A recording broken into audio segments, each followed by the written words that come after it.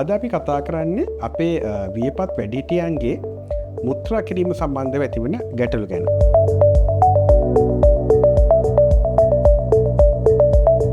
හුඟක් වෙලාවට මුත්‍රා කිරීම සම්බන්ධ කතා කරනකොට හුඟක් වෙලාවට එක්කෝ අපිට තියෙන ප්‍රශ්නයක් තමයි මුත්‍රා කිරීමේ ප්‍රශ්නයක් තියෙනවා. ඒ කියන්නේ මුත්‍රා හරියට පිට වෙන්නේ නැහැ.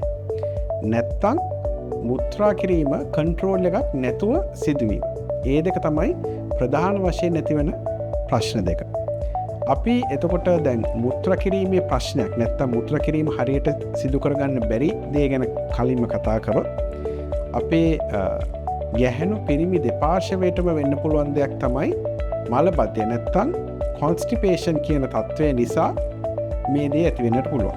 ඒ කියන්නේ අපි දන්නවා දැන් මල පහ කිරීම සම්බන්ධ වෙන ආහාර මාර්ග පද්ධතියනේ. නමුත් සමහර වෙලාවට මලබද්ධය නිසා නැත්තම් කොන්ස්ටිපේෂන් තියෙන නිසා ඒ නිසා මුත්‍රා කිරීමේ වෙනසක් වෙන්නත් පුළුවන්.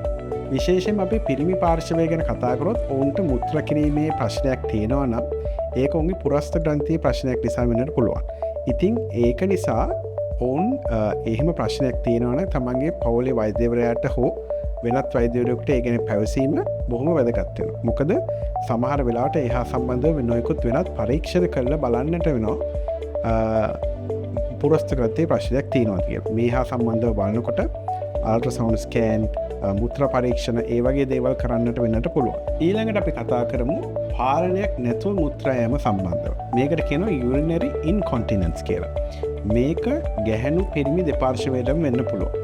සමහර වෙලාවට අපේ වියපත් වැඩිහිටියෝ අපිට ඇවිල්ලා කියනවා hina වෙනකොට නැත්තම් මේ වෙනත් දෙයකට තටමනකොට ඒ කියන්නේ මල පහ කරන්න තටමනකොට මුත්‍රා යනවා.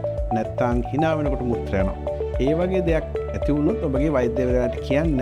එතකොට ඒහා සම්බන්ධව පරීක්ෂණ කරලා අවශ්‍ය නම් සමහර වෙලාවට බෙහෙත් පටන් ගන්නට වෙන්න තියෙන හැකියාවක් තියෙනවා. ඊට අමතරව ඔය වගේ ප්‍රශ්නයක් එනවා නම් මුත්‍රා කිරීම සම්බන්ධව ඒක මුත්‍රා ආසාදනයක ලක්ෂණයක් වෙන්නත් පුළුවන්. විශේෂයෙන් මුත්‍රා කරනකොට තියෙන දැවිල්ල, යටිපදේ වේදනාව, මද උණ තත්ත්වය, සමහර වෙලාවට උණ තත්ත්වයක් නැතුවත් මේ වගේ ප්‍රශ්නයක් තියෙනවා නම් ගෙන් ඔබේ වෛද්‍යවරයාට කතා කරන්න. මොකද වියපත් වැඩිහිටියන්ට විශේෂයෙන්ම උණ නැතුව මුත්‍රා මාර්ගයේ ආසාදනය ඉන්න හැකියාවක් තියෙනවා. එතකොට ඔවුන් ඒ පිළිබඳ පරීක්ෂණ කරලා අවශ්‍ය ප්‍රතිකාර කිරීමෙන් විශේෂ ප්‍රශ්නයක් ඊට අමතරව ඇතිවීම අපිට වළක්වා ගන්නට පුළුවන්.